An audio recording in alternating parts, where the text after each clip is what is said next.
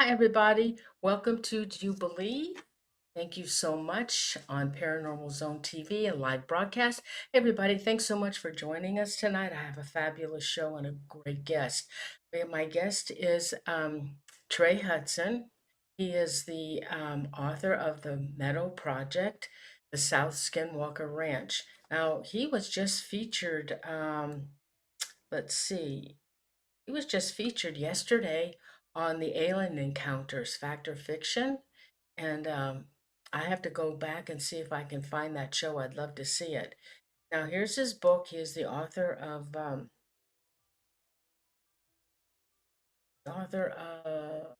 the Meadow Project, and this book can be purchased on Amazon. So, with that, let me bring on Trey.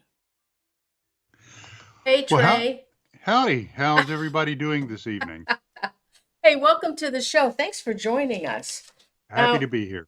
Trey, tonight our topic, like I told the viewers, it's on your book, The Meadow Project: Explorations into the South Skinwalker Ranch. So, before we start the show, though, I'd like you to tell the viewers a little bit about yourself because your bio is huge and extensive, but I will put your bio underneath this video. So, would you please tell the viewers? Yeah, in spite of the bio, I am really just an ordinary guy who's had an opportunity to do some extraordinary things. It's is I was a young guy growing up, in the suburbs of Atlanta in a small town called Norcross, just outside of Atlanta. And as a child, I was exposed to some of the wonderful TV shows and stuff back in the 70s. Back here over my right shoulder, Sasquatch, The Legend of Bigfoot came out in a documentary style, a great film. The fantastic series In Search of with Leonard Nimoy, was always on my television set. So I developed an interest in this pretty early on. I was in Boy Scouts. I earned the Eagle Scout Award, also earned the 50 miler A Foot Afloat Award 3 times, which is where you do 50 miles contiguously, either on foot or by canoe. Attended the University of West Georgia with an Army scholarship. I graduated with a degree in transpersonal and humanistic psychology. While I was there, I had a chance to study under people like Dr. William Roll, the famous parapsychologist. So, that was kind of cool. Got out of college, went to U.S. Army Intelligence School. I was a reservist in the 372nd Military Intelligence Detachment and the 337th rather, Tactical Exploitation Battalion, which were both counterintelligence and interrogation units. Uh, I got injured. My military career ended, so I jumped over into civil service with DOD, and I served as a security specialist for 34 years. I retired in April of 2023. And I did everything from protection of weapons of mass destruction, physical security of non-nuclear missiles and rockets, intelligence, counterintelligence, protection of classified assets and information, security of classified projects. In the last few years, I was the chief of intelligence at one of the Department of Defense's organic industrial bases on the part of the intelligence community. So that's my job, my job. Okay, my vocation is I started off as a paranormal researcher, but now I called myself a weird crapologist because if it's weird, I want to be part of it. Okay. And since 2017, an organization that I helped found called the Anomalous Studies and Observation Group has been researching an area called the Meadow, somewhere here in America's Southland. And, I'm bold. I say it's basically the South's version of Skinwalker Ranch. And why do I say that? Because we have everything from UFOs, cryptids, uh, strange encounters with beings, disembodied voices, orbs, uh, dare I say a portal, and all kinds of other things. And it's one of those areas that never disappoints. And ASOG looks at things from two aspects. Number one is we look at things from the empirical. We like to gather data. We like to gather hard evidence. But maybe more importantly, we look at it from an experiential standpoint. Is the best piece of detection equipment that you can put into a situation of high strangeness is a human being. Is we can detect stuff with our bodies and our minds and our senses much better than a very sophisticated piece of equipment. So we really also delve into the experiential, and we're not afraid to bring tools from other specialties. Like we will bring SD sessions. We'll do SD sessions, while we research. We have a God helmet, a Corin helmet that we were using as recently as last weekend for some of our experiences. So we have a very large toolbox. We're not afraid to reach in there. We're not afraid to cross disciplines and maybe shake things up a little bit, all in the interest of discovery and potentially finding an answer. And so, how did you discover the meadow? That's a great question. The Meadow is in an area of here in America's Southland that is just very rich of folklore. You can go all the way back to Native American folklore, bring it up into early settler folklore of the 19th century, and on up into the 20th and 21st century. This area, what I found is if you look for areas of high strangeness, if you start marking and mapping like UFO sightings, cryptid sightings, and ghost folklore, you're going to find geoconcentrations of high strangeness. And this area was one of those locations. We actually started with chasing down a piece of folklore for a haunted road. And it turned out to be a bust, just nothing but, a piece of folklore that just didn't pan out. But back at base camp, my base camp operator had an amazing UFO sighting, just really a fantastic UFO sighting. And just so happens about a quarter of a mile from base camp, there was a large open field. And I want everyone to close their eyes and imagine, here in, the Appalachians, a beautiful mountain field, very lush, very green, tranquil. That's what this place looks like. It's about 8 acres of open field. And we thought that would be a really great place to research because you can see something that moved across and left a track line like a cryptid, which are reported there. You could set up teams with thermals and night vision, and anything that moved across it you could see. There was a tall ridge to the north side of this field, which we called the Meadow, that you could put a team and they could look down into it and they could see anything moving down below. And equally as important, it had a vast view of the sky, so you could do a sky watch and see any unidentified craft flying. So it was just a really convenient and perfect place to do, a multidisciplined investigation and multidisciplined research. So, like I said, we started in earnest about in 2017, and pretty much right off the bat, the place started producing. Now, you also refer to the meadow as the Black Nature Reserve. What is the span of this reserve? How many counties are involved? Yeah, the Blackwater Preserve, Nature Preserve, is a fictitious name because I'm just going to go ahead and apologize here, and if people think I'm being mean, that's fine. I don't put the exact location out there because if the exact location is compromised, kind of like my friend Dwayne Ollinger's place out in Utah, you're going to have problems with people just flooding it, doing very amateurish and poor research and hoaxing. So Blackwater Nature Preserve is a fictitious term, but it does take up 3 counties. It's a very huge place, just vast, 20, 30 miles, in length, and probably another 15, 20 miles in width. So it's a huge place, and full of like I said, a lot of folklore and high strangeness. How are you able to keep this location a secret? I just don't tell people. It's a couple of ways. In my book, I change the names of places. I change some of the cardinal points. Like when something might be northeast, and I'll claim it's southwest. I'll kind of change things up a little. I use fictitious names for locations, and anybody that comes out, including my crew, signs a non-disclosure statement. And any guest researcher that comes out signs a non-disclosure statement. And I've got a file cabinet of NDAs with some pretty significant names on it, people that, your listeners would recognize. So, I'm very, very egalitarian about that, is everybody signs an NDA.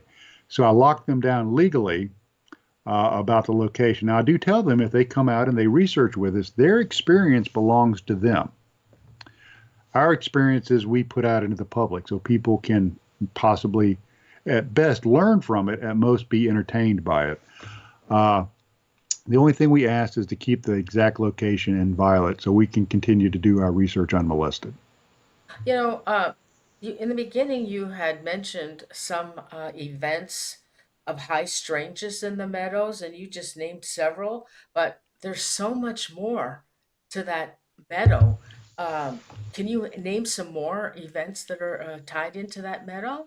Oh gosh. Yeah, I mean I it's know. it's a regular roller coaster of high strangeness. And I've got my notes here in front of me. Back in January 2016, very early in the research. I said we started in 2017. I was mistaken. 2016 is one of the first times we went out there. We had set up several teams around, the meadow, looking at it through, with thermals and night vision. And we had a team member that we were going to have run across the top of the ridge to the north and see if he could shake anything up and force it down into the meadow below us. So we could start recording things on thermal and kind of get an idea of what we were dealing with. And right off the bat, this is the departed Bob Wilson, our dear friend who we lost in March, the well-known cryptid researcher. He got to a pretty well-known landmark, which is a tree across a trail.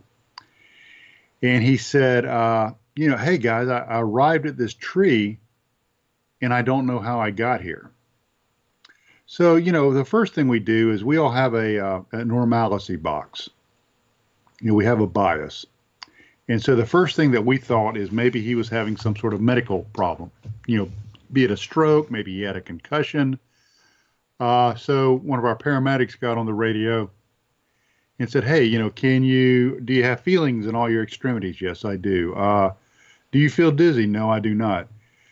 Can you repeat Mary Had a Little Lamb? His speech was perfect. It wasn't slurred in any way. So, like so many of us do, is we discounted it. We said, okay, well, he must have just been preoccupied and forgot about it and, just wasn't paying attention. So he continued. He moved up to the top of the ridge. He dropped down on the ridge on the east side and started making his way west. Well, we had two-man team observing him through their thermals, him coming down off the ridge, and they saw his heat signature come down off the ridge, and they saw him stop. They brought their thermals down, and all of a sudden, right where he was standing, the last known point, they saw a ball of light, an orb. And this orb shot across the meadow several hundred meters in just a few seconds. And we figured out it was about 23 miles an hour. They quickly brought their thermals back up when the light went out, and there was our team member standing there. Oh, So it appears that he turned into an orb of light and moved, 23 miles an hour. Now, the two gentlemen that saw this, let me give you a little bit about their background. One gentleman has a degree in marketing from the Georgia Institute of Technology and a master's degree in public administration. Was a career civil servant in the fire service and emergency services for years. The other gentleman was a former member of the 75th Ranger Regiment, Special Operations, went back to Georgia Tech, got his a dual degree in physics and in philosophy, and worked in some of the artificial intelligence stuff for a large automaker. So very solid witnesses, men used to capturing data, recording data, and reporting things exactly as they saw. What's really weird is they said, Bob, don't move. Do you feel weird? And he's like, no, I'm just standing here. Why? Because they're watching where this figure was that turned from a ball of light into a heat signature, bring the walkie-talkie up and speak as they're speaking to him. And they said, come over to us and we need to talk. He comes over there and they said, my God, what happened? And he goes, nothing happened. I just walked over here. And he goes, no, you didn't. You turned into a ball of light and shot across the field. And he says, no, I didn't. I just walked over here. hmm. And so what's really odd about that is it was like there were two realities existing at the same time. there was a reality where he turned into a ball of light and moved across the meadow, according to Tim and Daryl's perspective. But to the experiencer's perspective, all he did was walk across the meadow. So it was like dual realities existing at the same time, kind of like the dual slit experiment, where light exists as both a wave and a particle at the same time, which it's only just you can only experience that at the quantum level. So we actually were able to do a hypnotic regression with Bob about that evening. And one thing that our psychotherapist found is, to him, in his perspective, all he did was walk across the meadow. That's what happened to him. That's reality from his perspective. But what's even stranger is, under regression, he was not able to recall what happened to his missing time. And even So under regression? even under regression, we did Oh, one session with him.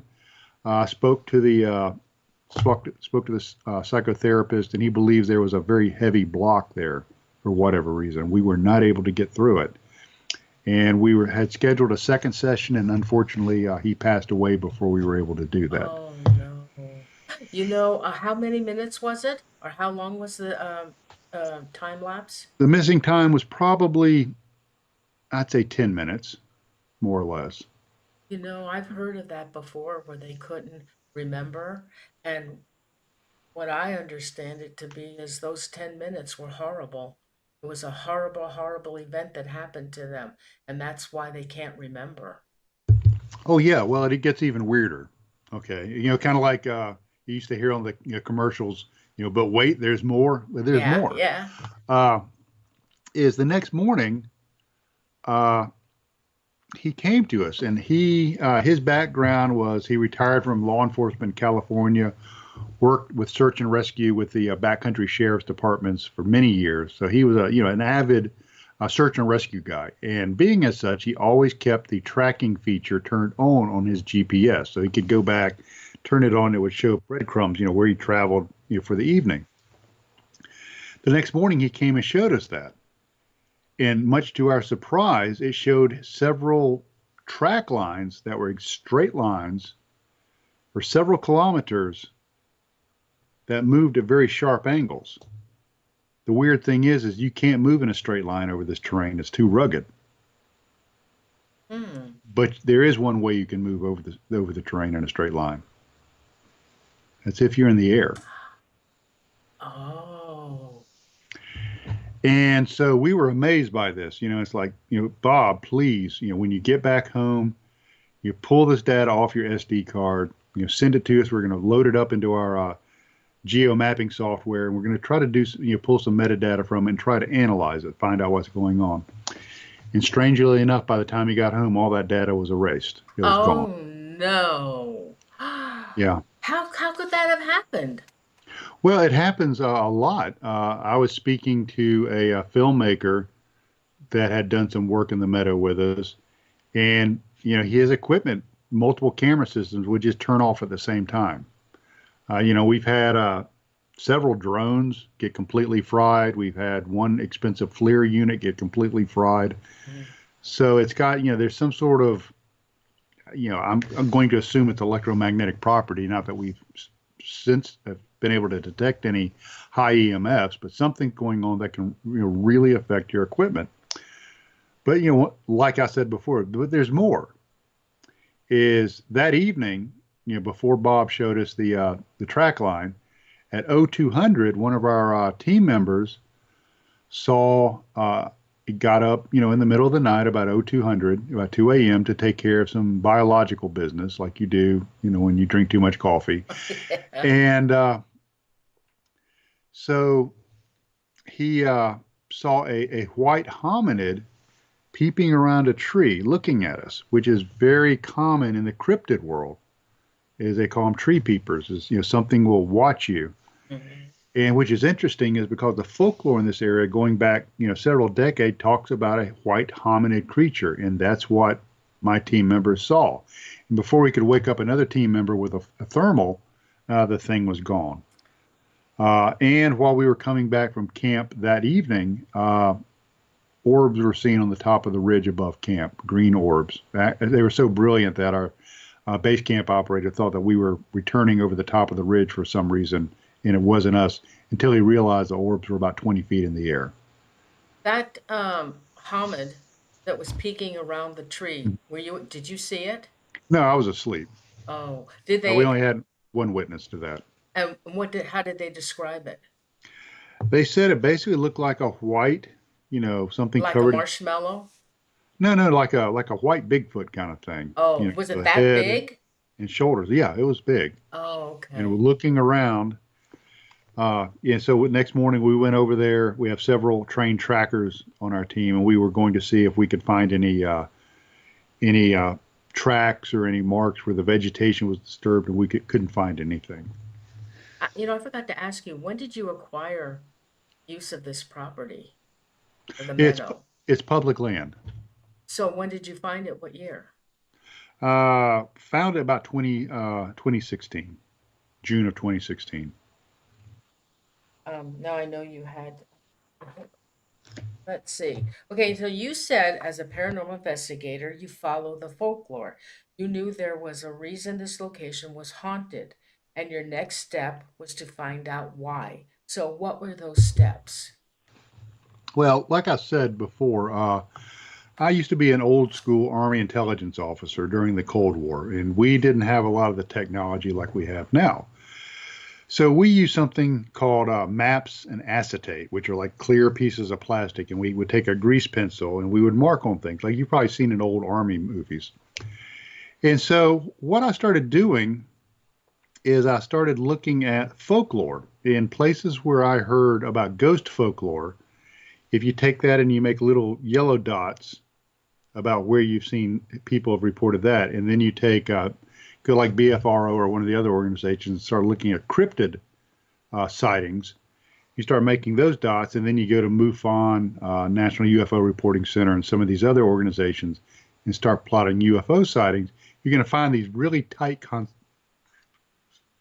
excuse me, these really tight concentrations, and that's where you start your research. And then it turns into boots on the ground research. Actually going out there with your equipment, sitting out there at night, sitting out there during the day, and recording what happens.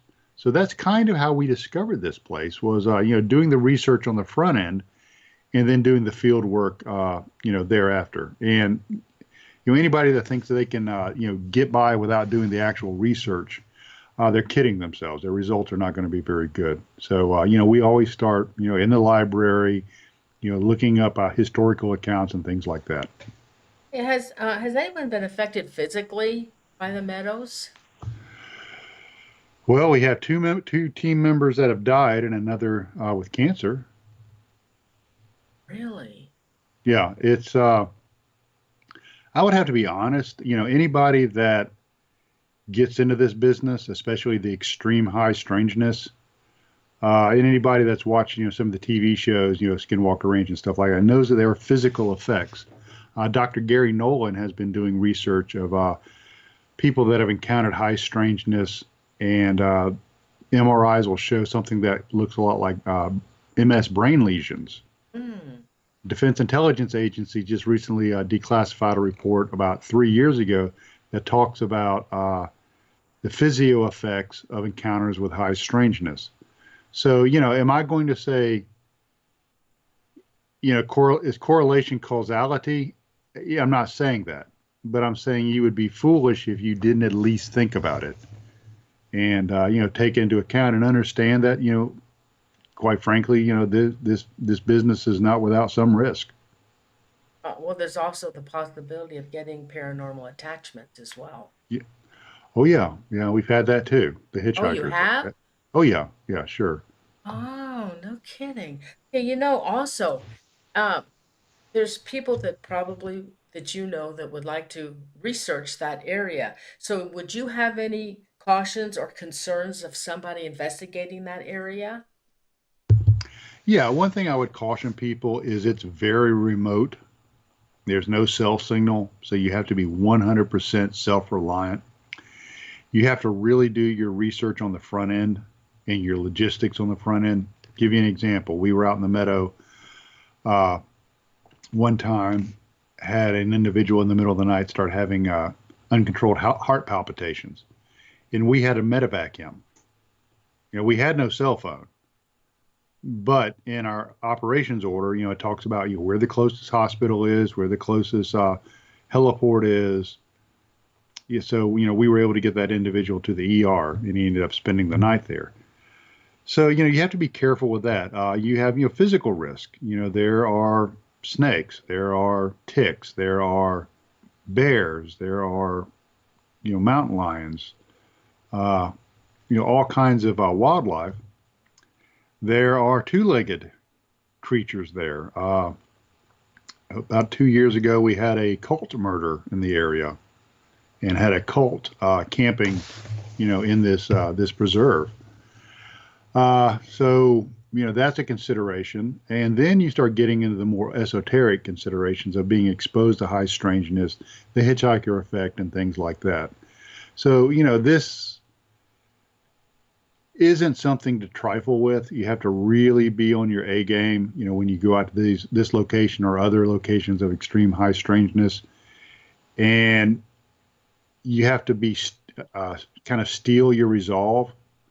And a lot of the people on my team, they're professional folks. They come from the medical field, emergency medicine, military, law enforcement, things like that. So they're used to dealing with high crisis, high stress situations. So, and we also focus on having a really tight mission plan when we go out. So when people get stressed and get rattled, they focus on the mission. They know what the mission is, and that gives their mind something to be occupied with. And it doesn't really give them time to be scared or at unease. Besides having high strangeness in that area, uh, is there anything else that has occurred there, like missing people or high crime? Yeah, yeah, there's like bodies found there all the time. No. Yeah, yeah. I mean, just it's pretty common. They'll find bodies. There's been murders. There's a very dark side to it. Like I said, there was about 2 years ago, there was a cult camping in the forest that murdered somebody. So, we take that into account. And this area being in the Southland is you are legally able to go armed, and we do so. Uh, so, like I said, you really have to be kind of on your A game because there's a lot of factors that come into play, at this location. There was one location that you keep talking about in your book, or there was some. Actually, can we start getting into some cases? I have some I'd like you to talk about. There was one though. I didn't. All I know is I remember you talking about Stevens Lake. That it's Yes. extremely haunted. Can you tell us some stories from that Stevens Lake? Yeah. Stevens Lake is, it's a large lake. It's man-made. There's an earthen dam that blocks the water there. And Stevens Lake has a lot of history of Bigfoot sightings, and we have spent several nights out there. We haven't encountered any cryptids, but we have seen some pretty remarkable UFOs. Myself and Kristen, who was the lady that shot the video that was featured on Alien Encounters Fact or Fiction last night, she and I filmed two UFOs that were just synchronous blinking lights. And when we put our 10x binoculars up, they were a series of two lights, blinking on and off, and moving so slowly that they initially appeared to be stationary. I thought for some reason there were radio towers there that I'd never noticed before. And I also was trained as a MUFON field investigator. I went and looked at, Flight Radar 24, tried to do a survey of any known landing fields or anything like that. Nothing, nothing matched. I'm familiar with aircraft lights, the navigation, red and green navigation lights, the red rotating anti-collision beacon, things like that. None of those appeared, under magnification, 10x magnification. So it was an amazing UFO encounter. And going back historically, is that area has been just rife with, cryptid sightings, Bigfoot sightings, very, very prominent. So Stevens Lake is a very special place. We'll go out there and we try to mix up our research. Stevens Lake is about 5 miles away from the meadow. So, we do go out there quite often and we do have experiences. Okay, now I have another Sure. one. Okay, how about crystalline in the sky? Crystal, Y- you go ahead. Yeah, that was, as I was doing my research, I really started digging down into the reports from the various organizations, like I said, the National UFO Reporting Center, Mutual UFO Network, things like that. And that report was at another place in this preserve. A woman had seen a crystalline shaped vessel hanging in the sky, spinning and projecting light in all directions. And she was not able to really determine what exactly it was, but it was significant enough to make a report. Now, this area, like I said, has just tons of UFO reports, and there's another kind of a larger area that straddles two states that is known for high strangeness. So in the book, in the first part of the book, is I kind of take a macro picture and then start tightening it down to the actual Blackwater Preserve itself. So I take a very wide picture and then narrow it down to the counties and then narrow it down to the preserve itself. So it's just a wonderful, wonderful history of this area. Now, that woman also had 10 minutes of missing time, and she Yes, was plagued by dreams of ET abduction. yes, and that ties into what we were doing too. Is we have been doing some regression with other team members, and we have a team member that under a recent regression just last Saturday, uh, under the regression, she talked about orbs coming into her room and trying to take her away, pull her out of bed. So significant that she had marks on her body. And then one of the last things that we were able to get to during the regression was on the fourth encounter with these orbs that were trying to take her, is there was a hooded, almost hag-like figure, like a witch, and that might be a screen memory of something standing over her bed watching her, Hmm. as these orbs, she felt these like fingers or claws on her legs trying to pull her out of bed. Oh. Um, have you been in contact with this woman since you got the story? Oh, not the crystalline woman. No, this this Oh. this woman I'm talking to is actually our one of our team members. Oh. How is she doing? Is she still having dreams and, um, thoughts Y- of, Yeah, she's dealing with it. So we're working through through it with hypnotic regression. Like I said, we have a psychotherapist, on our team. And we're slowly trying to peel back the layers of the onion to find out exactly what's going on. okay, so this one.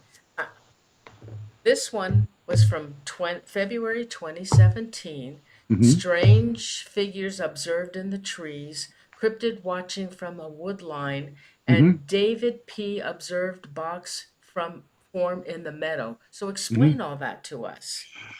That is probably the most remarkable evening. That was in February of 2017, I believe the 11th to be specific. Is it started off like a normal evening, as normal as it can be here. We had several teams set up, in the actual meadow with their thermal, in their night vision. Teams were assigned. They were assigned a location. Everybody had radio communications, both with the tactical commander that was running the research in the field, also back with communications to base camp to our net control officer. So the plan that evening was we were going to have the teams in the field, and we were going to have a three-person team move across the top of the ridge, just to the north, and then drop down into the east side of the meadow and work their way west. I was on the team that was running the top of the ridge. So we got to the top of the ridge, and we're looking down through our thermals, and we had seen deer and other wildlife, which is very easily identified, on a good grade thermal. At one point, we noticed something that was unusual, was kind of strange. Is it appeared to be I'm going to say a man-sized heat signature. I'm not going to say it was man-shaped. I'm saying it's man-sized, about maybe 6 foot 2 meters tall, meter and a half wide, 18 inches wide. You just kind of like a vertical shaft of heat. And we're watching this through thermal, and the thing, whatever was putting off this heat. And I'm just going to say entity because that's just a handy word to use. Whatever Mhm. is, it was large, and then it shrunk down small, large, small, large, and then it split into two. And so we're like, wow, this is really cool. Something's going on here. And it did not correspond with the location of any known team members. Nobody's been given permission to leave their station. Everybody was still, we're at their assigned points. So we dropped down into the meadow. And about the time we dropped down into the meadow, we get a radio call from my David P. And he says, hey, we have something going on here. You need to come and see this. So as fast as we can with all of our gear, this area is very remote. We have to pack all of our gear in a backpack. So, your thermals, your cameras, your psionics, your night vision, your water, all of that has to be actually carried in with you. So we're moving as fast as we can to his location with his team. And what he had been experiencing earlier that evening is on his thermal, he was picking up boxes, almost like a cube, manifesting in different areas of the meadow. And these things were only visible on thermal. They were not visible with the naked eye. And one would pop up and then would fade away. And then one would pop up somewhere else and fade away. And when we got to him, one had popped up, on the edge of the field right in front of us. And it quickly started fading. So we dispatched a team over there, and this video was what was featured last night on Alien Encounters Fact or Fiction. And when we sent our team members over to where it had just about dissipated. They disappeared off of our thermal. I mean, they were gone. They had no heat signature. There was nothing in between us and them that would completely obliterate their heat signature. We tried to recreate it and were not able to. They described it when they went into this thing as being cold, chilly. Mhm. And it was very dark. It was very kind of oppressive, like being inside of a black velvet bag or in a room with blackout curtains, just pitch black. Wow. Couldn't see the sky, couldn't see anything. When they went into it, they did not encounter brambles or briars or bushes or anything like that. They just walked into it. When they got there and started experiencing some of this strangeness, they decided to turn around and come back out after about 90 seconds in there, 2 minutes, 90 seconds. And as they backed out of it, they started encountering brambles and branches and stuff that weren't there before. So it's almost like there were two realities existing at the same time, similar to Bob's experience with the ball of light. There were two realities. They were in the meadow because we saw them go into this thing, but they weren't in the meadow. So they're like two realities running side by side. And so, you start looking back through the lexicon on a word that fits. What word would fit for that? It's a doorway into another reality. And the word that comes to mind is portal. Yeah.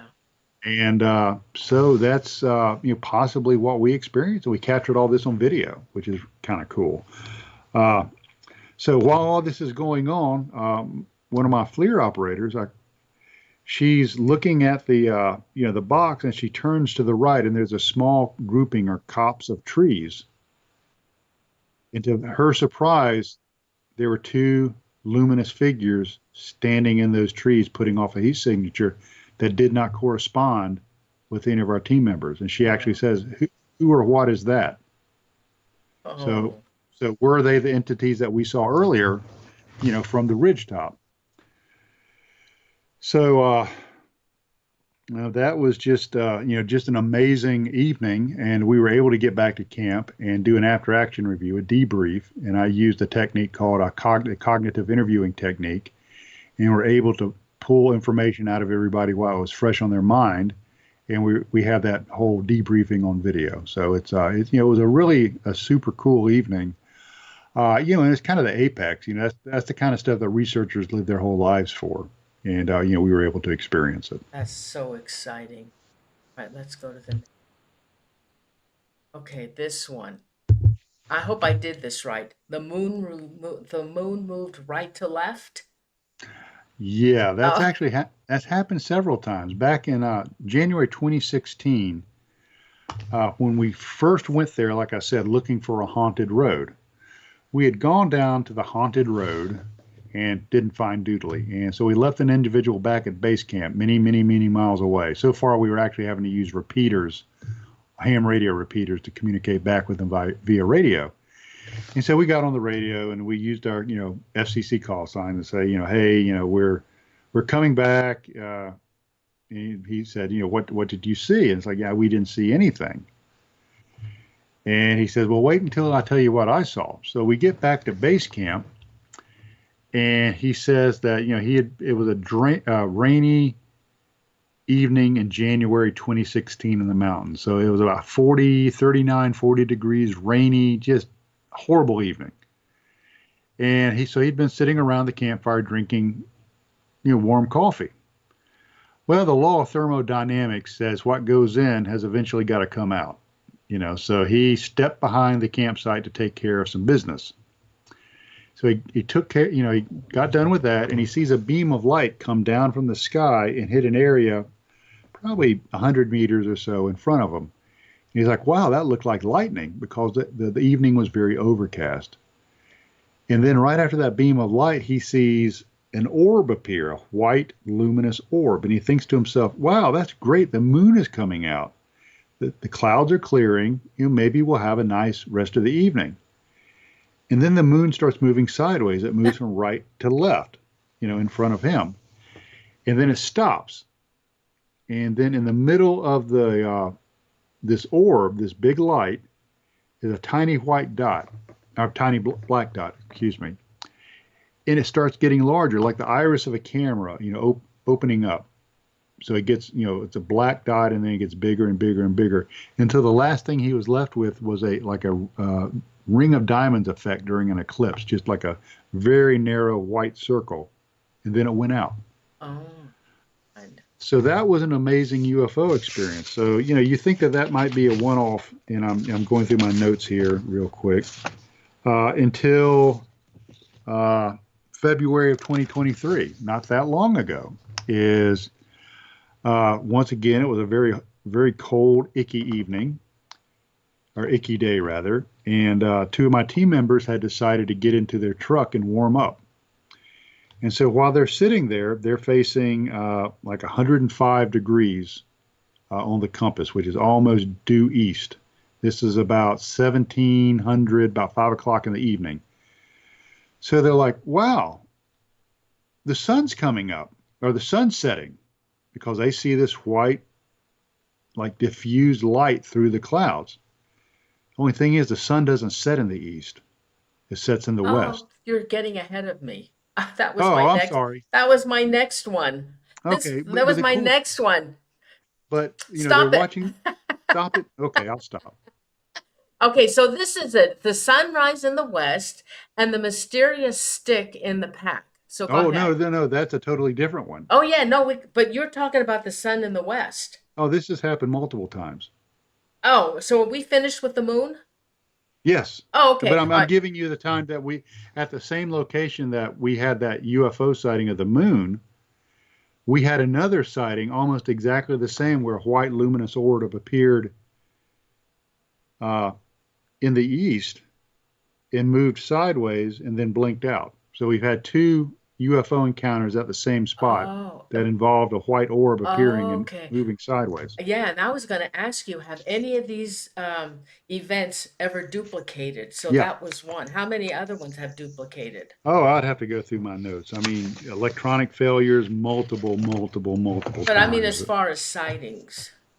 Uh, we had another sighting of the cubes Oh, later on. okay, I'm going to go to that. All right, so Okay. now this one is 7 miles Okay. from the meadows, mysterious stick in the pack, and then the sunrise in the west. Right. That was a very strange evening. And let me tell you about that one because it was creepy. Yeah, like all of this other stuff isn't creepy.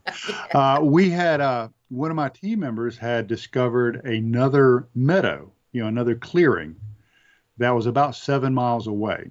And unfortunately, what it involved is us backpacking cross country for 7 miles over the mountains to get to this thing. So we started early in the morning and we packed into this location, a very rugged terrain, just horrible, horrible terrain. But we finally got to it. And we set up our equipment. We did some sky watches. Didn't really see a whole lot. Several of us were camping in hammocks. So we strung our hammocks up, prepared to go to bed. And one individual named Terry had set up a small bivy tent in the middle of a fire break, which, if anybody doesn't know what a fire break is, it's where the Department of Natural Resources will go in with a dozer and basically scrape a crude road through an area. So if you have a forest fire, it'll get up to that break and can't jump it. So it's like, imagine kind of like a really crude, rudimentary trail, but very wide, probably about 10 feet wide. So he set up in the middle of the fire break. And in the middle of the night, one of my team members said that about 2 a.m. he saw a shaft of light come shooting down the fire break right over the top of Terry's tent. And it did not correspond with somebody with a headlamp or anything like that. It was just a very tight beam that shot down the fire break. Later that evening, about 4 a.m., one of my team members said he looked out of his hammock and he looked to the west and he saw an orangish glow, which appeared to be a sunrise, but the sun doesn't rise in the west, and it quickly dissipated. So once we all got up and were starting to pack our gear and get ready, Terry called us over to where he had his pack sitting in the trail next to his tent, and there was a stick. And he has a hip belt, it was a backpacking pack, and the stick was under one side of the hip belt on the pack, and then went and was woven over the top of the opposite side. So almost like something had picked up the pack and woven that down through opposite sides of the hip belt and set it back down. We looked to see if maybe there was a tree that he didn't notice and he laid his pack on and it got hung up in it. We looked to see if maybe something could have fallen and somehow gotten wedged up under there, and we were not able to do that. So that was the mysterious sunrise and stick in the pack. While all of this was going on, we had other team members back at base camp that opted not to do the backpacking trek. They had gone down to the meadow and they had found parallel track lines. And I'm going to describe it. If you can imagine, if a vehicle was dropped into a field with grass about 18 inches and the vehicle traveled so many feet and then was lifted out, you had two parallel track lines that had a definitive beginning and a definitive ending, but no other way to get there. And the grass was not crushed, it was laid over, and inside of these track lines were saplings and anthills that had not been compressed. So what does that sound like? That sounds like a crop circle, except these were linear. So when we radioed back to base camp, got a vehicle to come and meet us at our extraction point, went back to base camp. Two members went out to check out these track lines, and they took with them a full spectrum camera. And what they noticed is that they stood inside of the track lines and looked with their full spectrum camera down the track. They saw a cube at the end of the track line, only on full spectrum, not visible with the naked eye. If they stepped out of the track line, either to the right or the left, it disappeared. It was only visible if you stood in the right spot and looked down there with a full spectrum camera. Very excited. They hit the record button to get video evidence of this, and they had left their SD card back at camp. Oh, no. Yeah, it happens. Oh, yeah, but that should be a requirement. You bring your equipment at all times. Yeah, it is. And unfortunately, both of those guys had just come back from that horrible, really rugged hike and were tired. And, after multiple days in that kind of environment, you make mistakes. Unless you've done real serious, strenuous boots on the ground research, you don't really appreciate how easy it is to start making little mistakes like that. Yeah. So, it was just one of those things. It was, nobody was mad at him. It's just, just one of those things. All right, so the next one is now this is the Hulk figure on Fleur, which is scary as heck, and Yeah. Dave and Terry's boxer cube. Yeah, that would be David and Terry's Boxer Cube was the one I just described, the track line. And I'm sorry if I'm getting ahead of you. Oh, Just you can that's you can okay. beat me you can No. beat me up or something. So that And box, well, okay, so so Trey, that yes, box then, it wasn't seen with the naked eye, but it was right. seen on Fleur. And it's just a box sitting there? Yeah, it was on full spectrum, not on their FLIR, and it was just like a cube. They said about 3 meters by 3 meters by 3 meters, which is 9 foot by 9 foot by 9 foot. How strange. What could that have been? Another portal. A box would be a portal? Yeah, and if you start looking start looking at other places of high strangeness, boxes are very common. Is at Skinwalker Ranch, if you read the book by Keller and Knapp, they talk about flying boxes or flying cubes. I never Uh, heard of that. if you go and you look at some of the Brazilian UFO encounters, there were things called chupa chupas, which were flying boxes or cubes that would zap people and injure them. If you are familiar with the encounter of with Katie Page in the Rocky Mountain Ranch, another famous case, uh, she had boxes or cubes once again there. You go all the way back in prehistory, no, not prehistory, but back in history, is in alchemy, there was a thing called the prima materna, which was the prime material, which they believe that all matter came from. And that is represented in early woodcuts as a flying black box or cube. The Higdon UFO encounter in Medicine Bow, Wyoming, I believe it was Wyoming, he encountered a UFO that was a translucent box or cube. I never heard of that. And Uh, I, Speaking with Bigfoot researcher Tobe Johnson the day before yesterday, and he was talking about interviewing people where they saw boxes or cubes associated with Bigfoot sightings. oh my goodness. Really? I'm Yeah, gonna have to check that out. Any stories on that? I swear, Trey, I've never heard that yeah, before. Oh, wow. So what about this Hulk figure, that scary thing in the woods? yeah. The weird thing about that is that was picked up on our thermal, and that was a kind of a giant hulking cryptid looking creature that's just kind of shifting back and forth. And the weird thing about that is it wasn't fully formed. It was kind of semi-translucent and did not pop out like a warm-blooded creature would on your thermal. And we've had other cases in other locations in another state where team members have recorded hominids, Bigfoot type creatures that are just barely warmer than the ambient air temperature, which does not match with a normal flesh and blood creature. It's getting kind of weird. And there's people that talk about Bigfoot being able to phase in and out Yeah. of Oh, wow. reality, and that's what this looks like. It's something just phasing into our reality. So that Uh, could be a Bigfoot. yes. Okay, so I have some questions on Bigfoot after this. I got one last one. Okay.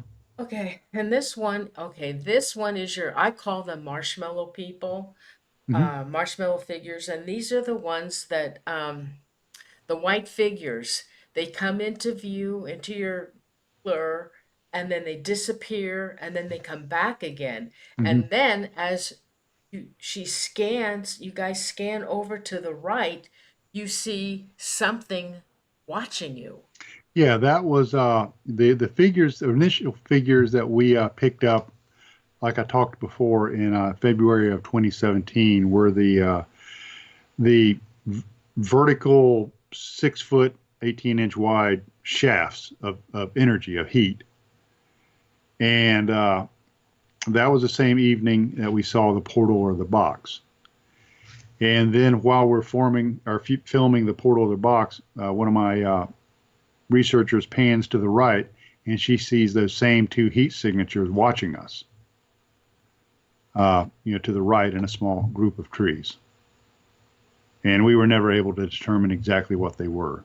They didn't correspond with the locations of any known team member. And they didn't exactly look like a person would on thermal. So, it's still a big, X factor. We don't know what they were. Okay, I have to tell you something. Mm-hmm. Can I tell you something? Oh, please. Uh, when years ago, I guess it was about 2006 or 2007, we went on an investigation up into the mountains, into the gold country, up in the hills, in wooded area. We were investigating this house that was extremely haunted, and it was on Indian land, and the owner uh, had this Indian ghost that would run up and down her driveway. She was on a dirt road in the woods, and even the family saw it. They would see this Indian, um, semi-transparent, and he was in his full Indian gear, and he would run past her house and down this road. So she wanted us to come and investigate. Mm-hmm. Well, we've been there. We had been there many times, and there was something really bad in her house, and so we had it. There was a team out in front of the house, onto the side where more of the woods were, and they had a FLIR camera pointing out into the woods. And I was coming outside, and they said, Norene, Norene, come here, quick, you've got to see this. And so they said, look at the FLIR. There was a white marshmallow, just like what you Mm-hmm. have in there. We called him a marshmallow man. Right. He was a white little marshmallow man, and he was behind a tree. And he came out behind the tree, and he looked at us, and then he took off, and he went out into the woods. Yeah, and that's where it got really interesting. Like I said, when we started experiencing this whole gambit of high strangeness, so we've had UFOs, we've had cryptids, we've had figures in the woods, we've had, just all this stuff. Is you can't lock it down into one particular, paranormal genre. You can't say, oh, I'm just going to go out here and look for ghosts, or I'm just going to go look for Bigfoot or UFOs. Is what we found, something that works for us, is we take a very broad view of everything. And I honestly believe that all of these different phenomena are facets of the same diamond. Now, I can get into some multidimensional theories on why I think that is, but I think that the different aspects of paranormal, the very wide umbrella of paranormal activity, is all connected. And that's why you have ghost sightings and then UFO sightings in the same area, and then Bigfoot comes into the picture, and that's why I don't consider myself a paranormal researcher anymore. I'm just a researcher of high strangeness. Okay, I have another question. Hmm. Okay, in your book, you talk about Daryl and Bob, Hmm. and there was a white quail whistle that could have Ah, been a cryptid signaling each other, or to one another, and you were being watched. So, what do you think that was? yeah, that was back in 2016. Bob stayed back at base camp. Daryl and I had proceeded down to a mountain called Burger Peak. And it was in January 2016, cold, drizzly, just icky weather. And Daryl had worked for a while as a hunting guide for quail, so he was very familiar with very familiar with quail. And we heard a distinct Bob White whistle from a quail, like that very Oh, distinctive. yeah. Except we were at altitude, and quail are lowland birds. They don't they don't live at altitude, and it wouldn't be active at that time of night in the cold weather. So, we surmised, since that area is known for cryptid, activity, that perhaps it was a cryptid, using mimicking animal sounds to communicate with one another. Now, we were never able to see anything, but that was something that kind of fit with some of the data that we had gathered prior to going out there, some of the research. So, it was kind of one of those big, well, that was weird. We can't definitively say what it was or wasn't, but, you know, based on the behavior of, Bob White quail, they shouldn't be up at this altitude in the mountains whistling to one another, in January in the middle of the night. Yeah. Now I've never heard a story of um, Bigfoot whistling. Yeah. Uh, I've never heard that before.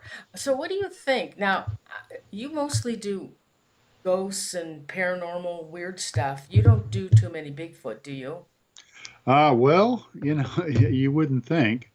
We had the cryptid creature look around the tree at us. I've got a lot of Bigfooters on my team. Quite a we're really a eclectic collection of researchers. And there was a time that we were briefing people that were new to the meadow, and I was briefing some people, and they were photographing me as I was doing my briefing. And upon review of those photographs, about a year later, in the background, there was what looked like a cryptid watching us from the tree line. A cryptid or a Bigfoot? Are you A, referring to it as a a Bigfoot? big, a Bigfoot. Okay. Cryptid is, just a term. But yeah, like a Bigfoot, a Sasquatch. Hmm. And it had like a brow ridge, and you could see the facial features and all. So, but unfortunately, we did not notice that until doing a really in-depth review of some of these photographs a year later. So, we weren't able to go to the exact location and say, okay, this is the exact location at the exact time, that we could rule out everything else. So, but based on the folklore and the reports of that area, that's reasonable, and that was only about 300 yards from where we saw the large hulking figure on our thermal. Your researchers that you're with and the ones that do Bigfoot, have they ever seen two Bigfoot together or two, like maybe on thermal image or something, or like you have in the woods? Have they ever seen more than one together? Ooh, I would have to ask them. Not at this location. Now they go to other places, so I would have to ask them. But no, not at this location. Okay, so in your research in your area, in your meadow area, have there been any um, signs that a Bigfoot might have been there? I believe they break branches off, Hmm. and but Oh yeah, yeah. Matter of fact, I'll show you one right here on my phone that we recorded just a few months ago. Yeah, we've discovered quite a few of those trees across the trail. yeah, yeah. So yeah, we see those quite often. And I'm going to pull up this photograph. So just bear with me. This is really cool. So that's in Sasquatch reporting. That's pretty common. People will report these tree branches broken across the trail. Let me see if I can find this thing. I thought that was it right there. Yeah, there we go. Okay, let me pull this up, and I'm going to try to show you this. If you can see Okay, that, all right. Hold on. yeah. Oh yeah, look at that. So Oh that my was gosh. that's a perfect 90-degree break, and that break where the 90 degrees is about 15 feet in the air. Wow. So, we saw no other trees like that, and that was broken and across the trail at 90 degrees. And you wonder why they would do that. What is It's the a purpose? so, one of the theories is it's a signal, that this is our territory. Don't come any further. Oh, okay. Now the thing is too, and there's never been any bodies of a No. Bigfoot. You, I don't think, I don't know how if anybody else has ever seen more than one Bigfoot together at one time or a family. Now you know there's little ones, and Yeah, there's there have been reported sightings of multiple creatures. multiple. Okay. Yeah. There's even some speculation in the famous Patterson Gimlin film that there are two other creatures, Sasquatches, in the film It's just very hard to make out. So yeah, that's been reported. Uh, but you're talking about the bodies. There's Yeah. several theories on that. One theory is animal predation. That when a large mammal dies, all of the creatures will come out of the woods and eat the bones for calcium. Squirrels, chipmunks, things like that. Hmm. So I'm a hunter, and you don't see many animal carcasses in the woods. Whole carcasses. You don't find bear carcasses or elk carcasses because animals will come and take the carcasses and pull it apart, scatter the remains over a wide area, and then we'll start eating those individual bones for calcium. Hmm. Then the other theory is that maybe these things aren't truly flesh and blood, and when they die or pass on, they just wink out of existence. That's another theory. My theory is they're going to another dimension. Yeah, yeah, they're not here. So I mean, there's some people that are starting to look at that a bit more serious now. My mod Renee, she wants to know: have you ever bumped into a dog man or a skinwalker? Ooh, that's a good question. Is skinwalkers are usually that particular nomenclature are for evil shaman in the West, specifically in the Uinta Basin in Utah. So the skinwalker is a very distinctive entity in that area. Now, in this area, you have the Cherokee legend of the Spearfinger Witch, Hmm. which was a evil witch or female shaman that had a particular liking for the livers of children and had a large stone spear or finger that was like a spear. And if she would touch you, you would die and she would consume your liver. So, it was, a similar story of an evil entity that would prey upon people, at night.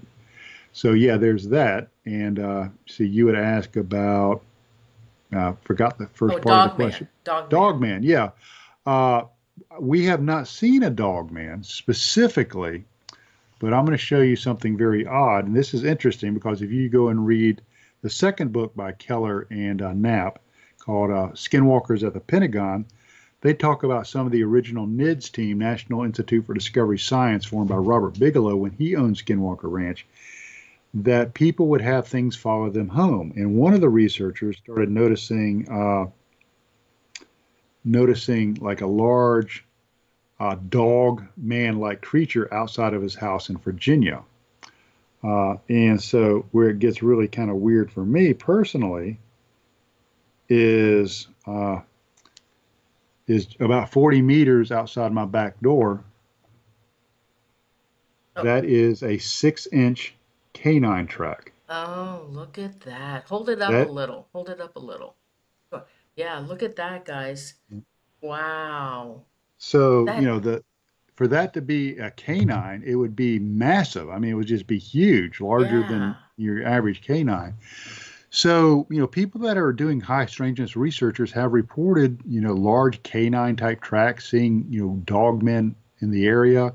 One of the famous locations in the Marley Woods in Missouri, multiple sightings of people uh, have for dogmen, large upright canines in that area. So, there seems to be something to it, especially with areas of high strangeness. Wow. That's crazy. And okay, so is there anything else you want to talk about? Just I'm just trying to go through my notes here to see if there's anything super cool. We try to do different type of phenomenologies and different types of things. We started using a God helmet, which seems to, when we stimulate the left amygdala, it seems to stimulate people's receptiveness, and it also seems to stimulate receptiveness of other team members. So, we've had some of that, some precognition going on. So it's it's moving. The phenomena evolves. It's not what it was when we first started researching. We now have people being physically touched by unseen forces and things like that. So what you have to do is you can't go into research into an area of high strangeness with a very regimental, locked in belief of what you think is going on. You have to have a very open mind and you have to be very flexible and very fluid and change your research protocol to match the new phenomena as it evolves. So I watched that experiment on that video. That was Mm-hmm. amazing. And the answers that you got were really amazing. Yeah, it was that was the SD session. Yes, yes. And if you notice, what was really cool about that is when I started asking about specific phenomenologies of the boxes or cubes, are they a manifestation of uh, plasma energy, and gravitational forces? The entity seemed to get kind of ticked off at me, like it did not want to go down that road. That it did not want us exploring that avenue of what makes these things tick. So it's an amazing place, and it's been an amazing experiment. I have a wonderful team of professionals I work with. I'm blessed to have them, on my team, and the best is yet to come. Oh gosh. Anytime you want to come back and tell some stories and any new evidence that's happening in your meadow, we would love to hear it, Trey. Sure, I'm actually working on a second book, and my publisher keeps, fussing at me to finish it, and I'm a lazy writer. Unfortunately, I'm not one of those guys that can just sit down and crank something out. I get distracted very easily. I was telling my wife that I've got to get back, sit down and write. What we're going to do in that is it's going to be broken into three parts. The first part will be called congruences, where I look at other areas of high strangeness and do like a comparison and contrast. Second part will be explorations, where I talk about some of our explorations since the book ended, the first book. And then the third part will be revelations, where I actually will have transcripts, from some of the hypnotic regression, you know, things that we've done with our team members that are breathtaking, are just absolutely phenomenal. And then talk a little bit about the theories and the physics I think is going on behind all this. Oh, that would be fabulous. Um, I I started reading your book. I didn't have a chance to finish it. And let me show your book again. Guys, you should, his book is fabulous. Let me get this. Oh yeah, there it is. It's up in the corner. The Meadow Project, and Hmm. that's on Amazon. It's That's on really, Amazon, yeah. and or you can go to my page, which is TreyHudsonResearch.com, and there's also a link on that page. You can click on it; it'll take you straight to Amazon. It's a really good book. I got the Kindle because it's easier for me to Yeah. take notes. But gee, Trey, thanks so much for joining us. It was a pleasure to have you on the show. Love listening to your stories, and I'm so excited for you to have such a fabulous location to do your paranormal research. It's absolutely amazing. Thank you so much. Well, thank you for having me. It's been a distinct honor. Thank you so much. Good night. Good night.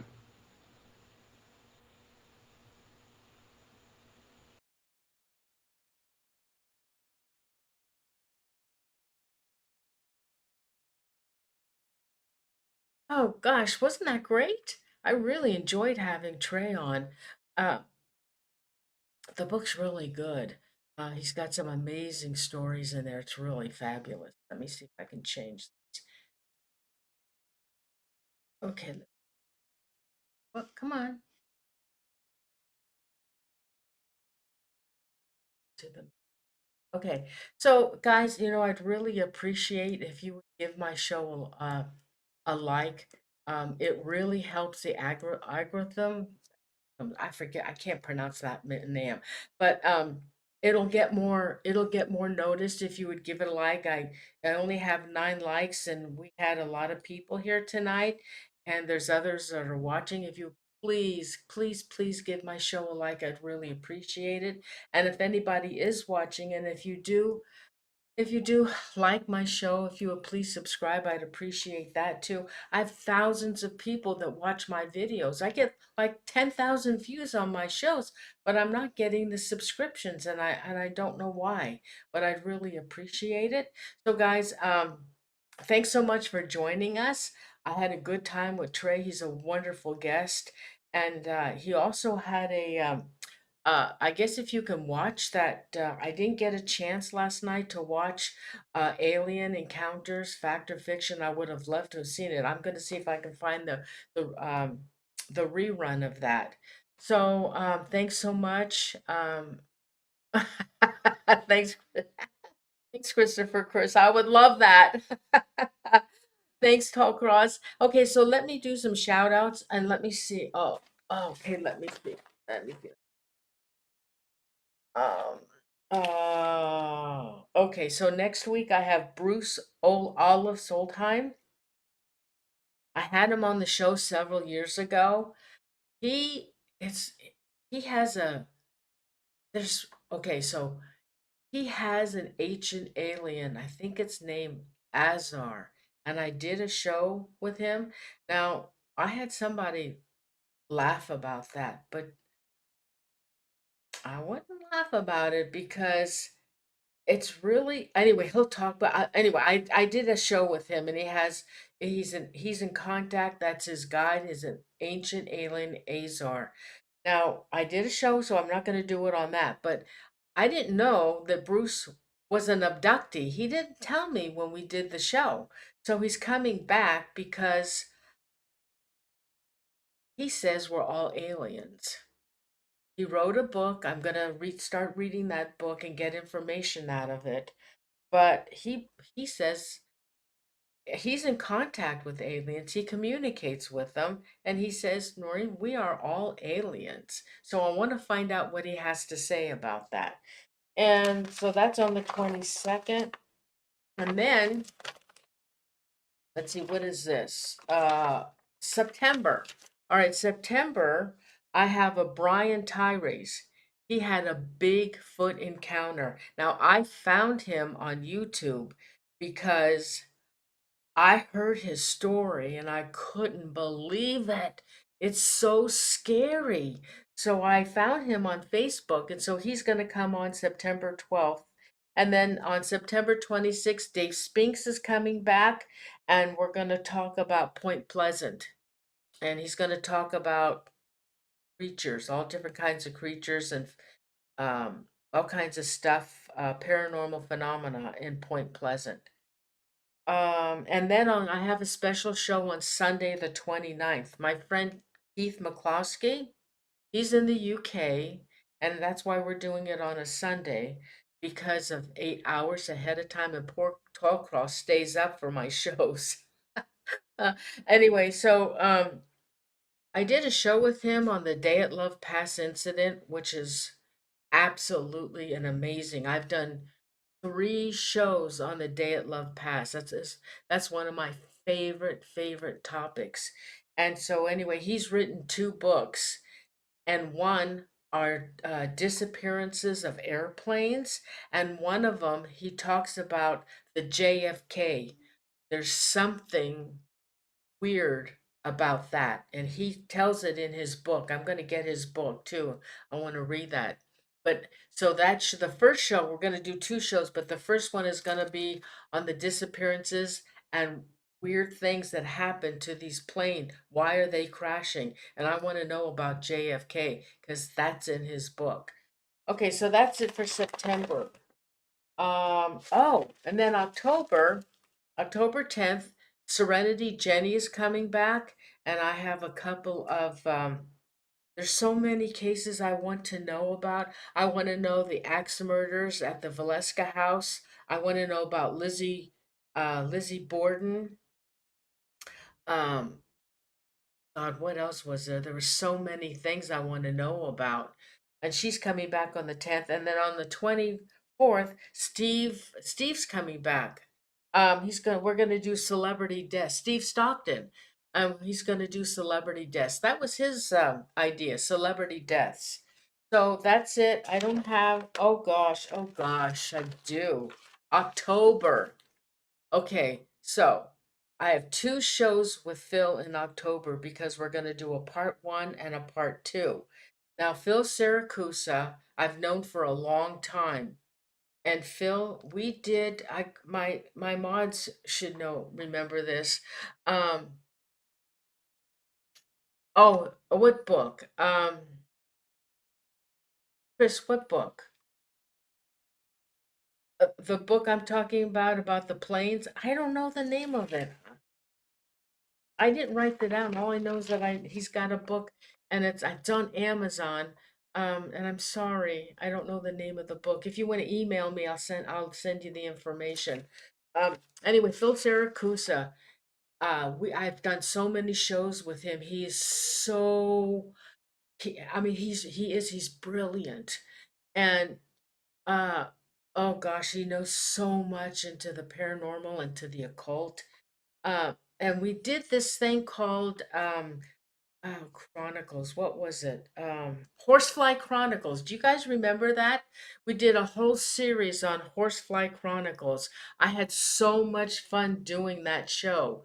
Um, but then I kept getting attacked by someone, and anyway, we stopped the show.